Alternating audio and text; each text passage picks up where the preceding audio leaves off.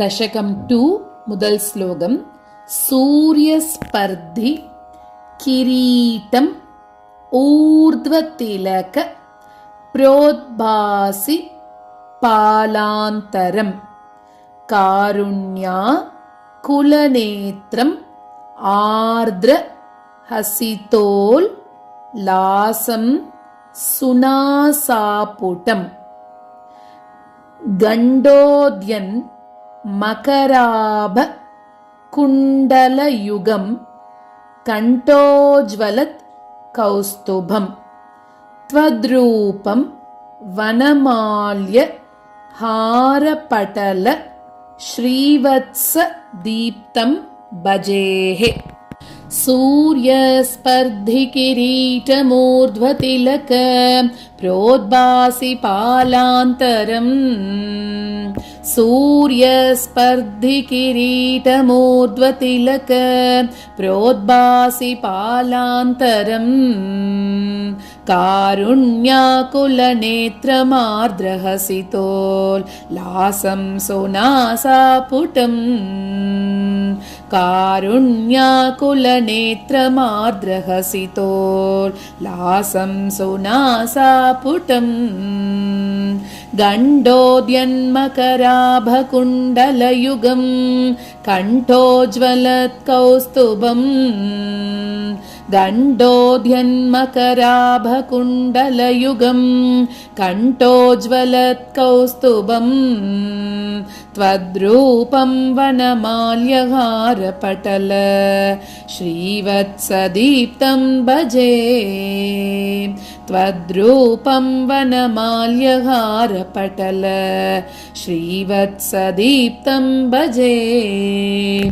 சூரியஸ்பர்தி கிரீடமூர்த்வதிலக ப்ரோத்பாசி பாலாந்தரம் காருண்யாகுலநேத்ரமார்த்ரஹசிதோல் லாசம் சுனாசாபுடம் கண்டோத்யன்மகராபகுண்டலயுகம் கண்டோஜ்வலத் கௌஸ்துபம் த்வத்ரூபம் வனமால்யஹாரபடல ஸ்ரீவத்ஸதீப்தம் பஜே. சூரியஸ்பர்தி கிரீடமூர்த்வதிலக ப்ரோத்பாசி பாலாந்தரம் காருண்யாகுலநேத்ரமார்த்ரஹசிதோல் லாசம் சுனாசாபுடம் கண்டோத்யன்மகராபகுண்டலயுகம் கண்டோஜ்வலத் கௌஸ்துபம் த்வத்ரூபம் வனமால்யஹாரபடல ஸ்ரீவத்ஸதீப்தம் பஜே. இந்த தசகம்ல என்ன சொல்றாருன்னா, பெருமாளோட இந்த தசகத்தோட பேரு ரூபமாதுரியம் பக்தி மகத்துவம் அப்படின்னு பேரு. இதுவும் சாந்திரானந்த ராகம் தான். இதுல பெருமாளோட திருமேனி அழகு, அப்புறம் அதோட இனிமை, மாதுரியம், அதோட இனிமை, இது எல்லாத்தையும் வர்ணிக்கக்கூடிய தசகம் இது. அப்புறம் நம்ம பண்ற பக்தியோட பெருமை என்ன அப்படிங்கறதெல்லாம் சொல்ல போற தசகம் தான் இது. திருமேனி அழக ஒரு ஒரு அங்கமா வர்ணிக்கிறார். முந்தின தசகத்துல மொத்தமா திருமேனி அழக சொன்னார். இதுல எப்படின்னா திருமேனி அழக ஒரு ஒரு அங்கமா வர்ணிக்கிறார். எப்படி நம்ம பெரிய பெருமாளுக்கு அமலநாதி பிரான்ல ஒரு ஒரு அங்கமா வர்ணிக்கிறாரோ, அதே மாதிரி இதுல குருவாயூரப்பனுக்கு ஒரு ஒரு அங்கமா வர்ணிக்கிறார். இந்த தசகத்துல இப்ப நம்ம எப்படி நினைச்சுக்கணும் அப்படின்னா, ஏன்னா நம்ம பெருமாளை முழுக்க அனுபவிக்க போறோம். நம்மளே நம்ம அந்த குருவாயூரப்பன் கோவில்ல இருக்கிற மாதிரி நினைச்சுக்கணும். எப்படி நம்ம இப்ப உள்ள போறோம், குருவாயூரப்பன் கோயிலுக்கு போறோம், மேல என்ட்ரன்ஸ் இருக்கு, குட்டி என்ட்ரன்ஸ் தான், அது உள்ள நம்ம போறோம். லெஃப்ட் சைட்ல நம்மளுக்கு பார்த்தாக்க பட்டத்ரி மண்டபம், அவர் எழுதின நாராயணியம், அதுதான் இன்னைக்கு நம்ம படிச்சுட்டு இருக்கோம். அங்க உட்காந்துட்டு அந்த மண்டபத்தை சேவிச்சுக்கிறோம். மண்டபத்துல இருந்தே கிருஷ்ணர் குட்டியா நம்மளுக்கு காட்சி கொடுத்துட்டு இருக்காரு. குட்டியா இருந்துட்டு வா வா அப்படின்னு கூப்பிடுற மாதிரி அங்க இருந்துட்டு இருக்காரு இல்லையா. அந்த கிருஷ்ணரை கிருஷ்ணா கிருஷ்ணா கிருஷ்ணான்னு எல்லாரும் சொல்லிட்டு இருக்கா அந்த இடத்துல. நம்மளும் கிருஷ்ணா கிருஷ்ணா அப்படின்னு சொல்லிட்டு கிருஷ்ணாங்கிறோம், அச்சுதாங்கிறோம், குட்டான்றா சில பேர், அவ்வளோ பேரை கேட்டுண்டு நம்ம இப்படியே இந்த பட்டதிரி மண்டபத்தையும் கையாலையும் மனசாலையும் சேவிச்சுண்டு உள்ளுக்குள்ள போறோம் அப்படின்னு நினைச்சுக்கணும். உள்ளுக்குள்ள போகும்போது என்ன பண்றோம், அந்த பெருமாளை நம்ம பார்க்கிறோம். அந்த பெருமாளை பட்டதிரி எப்படி அனுபவிச்சிருக்கார் அதை இன்னைக்கு நம்ம தெரிஞ்சுண்டு குருவாயூரப்பன் கோயில நம்ம இருக்கிற மாதிரியே நினைச்சுக்கணும். அடுத்த முறை போகும்போது இது எல்லாத்தையும் நம்மளும் அனுபவிக்கணும். அவர் போட்டு இருக்கக்கூடிய கிரீடம் இருக்கு இல்லையா, பெருமாள் வந்து கிரீடம் போட்டுருக்கார். அது எப்படி இருக்கா, சூரியன் வந்து போட்டி போடுற அளவுக்கு அவ்வளோ பளிச்சுன்னு ஒளியோட ஒரு கிரீடம் அவர் போட்டுருக்காராம். அஃப்கோர்ஸ் சூரியனோட ஒளி வந்து பெருமாள் கொடுத்தது தான்.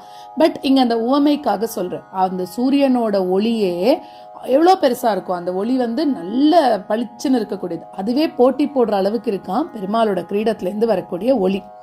அடுத்தது பார்த்தோம்னா பெருமாளோட நெத்தியில பொட்டு வச்சுருக்காரு இல்லையா, திலகம் வச்சுருக்காரு இல்லையா, அது நெத்தியில இட்டு இருக்கக்கூடிய ஊர்துவ திலகம். ஊர்துவம்னா மேல நோக்கி இருக்கிறது, மேல பார்த்துருக்கோம் அந்த திலகம்.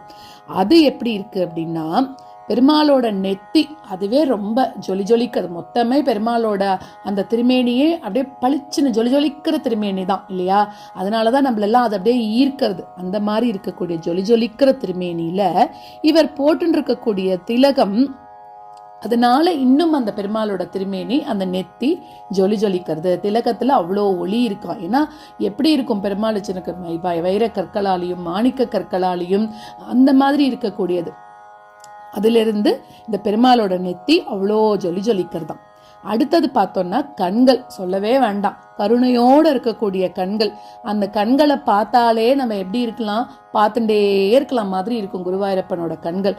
ஏன்னா குறும்பு நிறைந்த கண்கள் அப்படின்னு சொல்றோம் இல்லையா, அது குருவாயூரப்பன்ட்ட இருக்கக்கூடியது. அதே நேரத்துல கருணையோட கூட இருக்கக்கூடியது. போறவா எல்லாரையும் கருணை பார்வையோட பார்க்கக்கூடியதான். நம்ம நல்லது நினைச்சுன்னு போனாலும் சரி, இல்ல என்ன நம்ம மனசுல நினைச்சுன்னு போனாலும் சரி, பெருமாளோட கண்கள் பார்வை மட்டும் நம்ம கிட்ட கருணையோட தான் வீசுமா எப்பவுமே. அந்த மாதிரி புன்னகை நிறைந்த கண்கள் அப்படின்னு சொல்றோம் இல்லையா, அழகான அன்பான புன்னகையோட வரவேற்கக்கூடிய கண்கள் பெருமாளோட கண்கள் அப்படின்னு சொல்றார்.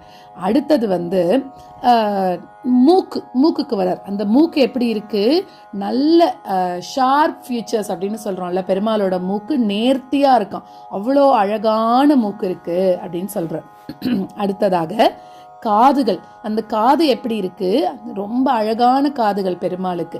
அந்த காதுல பெருமாள் வந்து மீன் வடிவத்துல மகர குண்டலங்கள் போட்டுருக்காராம். மகர குண்டலங்கள்னா நம்ம போட்டுக்கிற மாதிரிலாம் இல்லை, அவர் போட்டு இருக்கக்கூடிய குண்டலங்கள்ல இருந்து வரக்கூடிய ஒளி அது பளிச்சுன்னு மினுமினுக்கிறதா, ஜொலிக்கிறது அப்படின்னு சொல்லுவோம்ல, அந்த மாதிரி இருக்கான். அடுத்ததாக நம்ம வந்து அதுல இருந்து வரக்கூடிய ஒளி, அந்த போட்டுருக்காரு இல்லையா மகர குண்டலங்கள், பெருமாளோட அழகான கன்னங்கள், குண்டா குட்டியா இருக்கக்கூடிய கன்னங்கள்ல அதுல இருந்து வரக்கூடிய ஒளி இன்னும் ஒளி வீசறதான் அந்த கன்னங்களுக்கு. இப்படியும் சொல்லலாம், பெருமாளோட கன்னத்துல இருக்கக்கூடிய ஒளி தான் அந்த பெருமாளோட காதுகளுக்கே ஒளி கொடுக்கறது, காதுல போட்டு இருக்கக்கூடிய குண்டலங்களுக்கு ஒளி கொடுக்கறது அப்படின்னு சொல்லலாம். எப்படி சொன்னாலும் எல்லாத்தையும் நடத்துறவர் பெருமாள், எல்லாத்தையும் நிர்ணயிக்கக்கூடியவர் பெருமாள். சோ அவர்கிட்ட தான் எல்லாம் போறது. இதெல்லாம் நம்ம வெறும உவமானத்துக்கு சொல்லிக்கிறது, அவ்வளவுதான். அடுத்தது கழுத்துக்கு வரார். கழுத்துல எப்படி இருக்கு, கௌஸ்துப மணி போட்டுருக்காராம். அடுத்ததாக வனமாலை, முத்துமாலை, ஸ்ரீவத்சம் வனமாலை போட்டுருக்கார். என்னைக்கும் வாடாத வனமாலை, வைஜெயந்தி மாலைன்னு சொல்றோம், அதை பெருமாள் கழுத்துல இருந்து அவுக்கவே மாட்டாராம், அது போட்டுருக்கார். முத்து ஹாரங்கள் போட்டுருக்கார். ஸ்ரீவத்சம் இதுதான் வந்து முக்கியமானது. ஸ்ரீவத்சம்னு சொல்லக்கூடிய ஒரு மரு, அதுக்குள்ளதான் பெருமாள் மகாலட்சுமியை மறைச்சு வச்சுருக்காராம். ஏன்னா பெருமாள் என்ன அவதாரம் எடுத்தாரும் தாயார் கூடவே வருவா அப்படிங்கிறது நம்மளுக்கு தெரிஞ்சதுதான். வாமன அவதாரம் எடுத்துன்னு போகும்போது ஏன் தாயார் வரல அப்படின்னு கேட்கக்கூடாது, ஏன்னா ஸ்ரீவத்சமா பெருமாளுக்குள்ளவே இருக்கு. அதனால பெருமாளையும் தாயாரையும் நம்ம பிரிச்சு என்னைக்குமே பார்க்க கூடாது. அவளும் ஒரு க்ஷணம் கூட பிரிஞ்சு இருக்க மாட்டா. அதே போல குருவாயூரப்பன் கோயிலுக்கு போறோம், நம்மள நிறைய பேர் கேட்போம், குருவாயூர் போனாக்க நம்மளுக்கு வந்து வியாதி மட்டும்தான் தீரும், பைசா வருமா அப்படின்னு கேட்டா வரும், கண்டிப்பா எல்லாமே வரும். குருவாயூரப்பன் கோயிலுக்கு போனா வியாதி தீரும். நம்மளுக்கு முதல்ல நம்ம வேண்டிட்டு போன வியாதி தீரும். அடுத்ததாக பார்த்தோம் அப்படின்னாக்க, ஏன்னா இந்த ஸ்ரீவத்சத்துக்குள்ள பெருமாள் தாயார் தானே இருக்கா, அதனால தாயார் கூட இருந்து இருந்துட்டு பெருமாளை இயக்கின்னு இருக்கா. அதனால நம்ம கேட்கறது கேட்காதது எல்லாத்தையும் நம்மளுக்கு குருவாயூரப்பன் கொடுக்குற மாதிரி இருக்கும். ஆனா தாயாரோட சிபாரிசுனாலதான் எல்லாமே நடக்கிறது. எல்லா இடத்துலயும் தாயார் இல்லைன்னா பெருமாளுக்கு அந்த ஒரு ஏற்றம் இல்லை அப்படின்னு ஆழ்வார்கள் எல்லாம் கூட சொல்றா. நம்ம சொல்லல, ஆழ்வார்கள் எல்லாரும் சொல்றா. அது மாதிரி தாயாரோட ஒளியினால பெருமாளோட திருமேனி இன்னும் பளபளப்பா இருக்கு. அததான் இந்த தசகம் 2ல முதல் ஸ்லோகத்துல சொல்றா. பெருமாளோட ரூப மாதுரியம், பக்தி மகத்துவம், நம்ம பண்ணக்கூடிய பக்திக்கு ஏற்றம் என்ன, இனிமே வரக்கூடிய ஸ்லோகத்துல இன்னும் கூட டீடைலா பார்க்கலாம். सूर्यस्पर्धि किरीटमूर्ध्वतिलक प्रोद्भासि पालान्तरम् कारुण्याकुलनेत्रमार्द्रहसितोल्लासं सुनासापुटम् गण्डोद्यन्मकराभकुण्डलयुगम् कण्ठोज्ज्वलत्कौस्तुभम् त्वद्रूपं वनमाल्यहारपटल श्रीवत्सदीप्तं भजे।